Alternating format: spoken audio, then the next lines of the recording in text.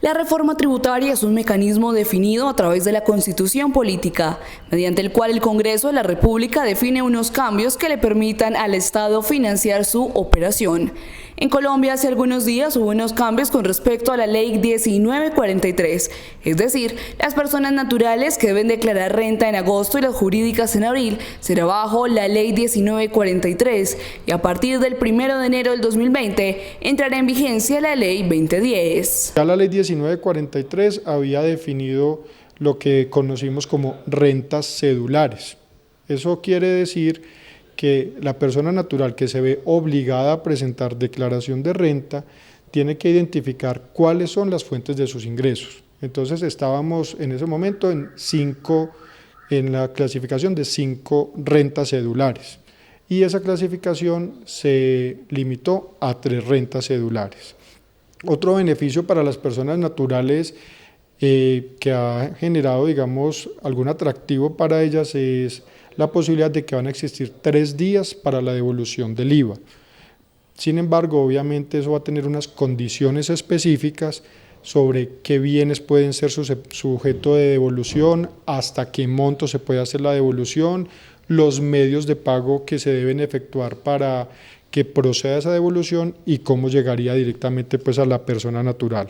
Además, para las personas naturales que tienen salarios superiores a 4.800.000 pesos mensuales, les aplicará la nueva tabla de retención en la fuente. Por otro lado, como lo explica el abogado, uno de los cambios que no es para nada beneficioso para las personas naturales es la eliminación del componente inflacionario como beneficio. Y yo soy persona natural y tengo un CDT por 50 millones de pesos y ese CDT me generó un rendimiento financiero de 5 millones antes de la Ley 1943, ratificada de alguna forma por la Ley 2010.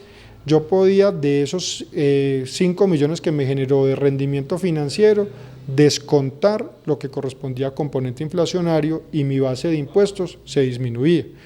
Al eliminar ese rendimiento, ese componente inflacionario, todo el rendimiento financiero queda grabado. Y como lo hablamos, como tenemos rentas cedulares específicas, va a quedar grabado a la tarifa que le corresponda a esa renta cedular específicamente. Con una tarifa del 1% se revive el impuesto al patrimonio netos o líquidos superiores a 5.000 millones de pesos.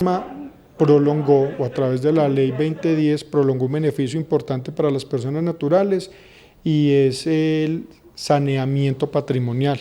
Es como lo llamaríamos una amnistía que le otorga el Estado a aquellas personas que tienen activos omitidos o pasivos inexistentes. ¿Qué quiere decir? Que si yo vengo declarando mi casa, mi vehículo, mi finca, mis saldos en cuentas, pero de pronto tengo un bien, un apartamento en Miami y no lo he venido declarando, la ley me promueve a que lo incorpore a mi declaración y pague un 15% por declararlo y hacerlo visible, digamos, para el Estado.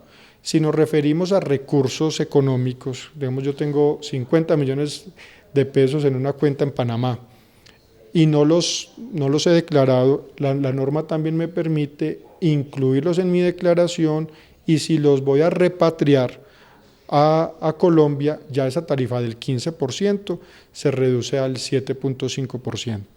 En el caso de las personas jurídicas, con respecto a las tarifas de los impuestos de renta año gravable 2019 es del 33% y para el 2020, es decir, lo que se pagaría para el 2021 reduciría al 32%. Que genera mucha polémica, digamos, es lo que tiene que ver con la renta presuntiva. La renta presuntiva no es otra cosa que, digámoslo así, como un castigo que le traslada el Estado a capitales o patrimonios improductivos. En este momento, esa tarifa para el año 2019 es del 1.5%, luego pues de la depuración que corresponde. Y a partir del año gravable 2020, esa tarifa se reduce al 0.5% y el 2021 ya desaparecería, o por lo menos pues así está en esta reforma, a menos que una posterior reforma decida pues algo diferente. Hay un incentivo importante con respecto a la vinculación de personas con máximo de 28 años para incentivar y generar empleo. Con esto se obtendría un beneficio en las deducciones que hacen para determinar el impuesto de renta.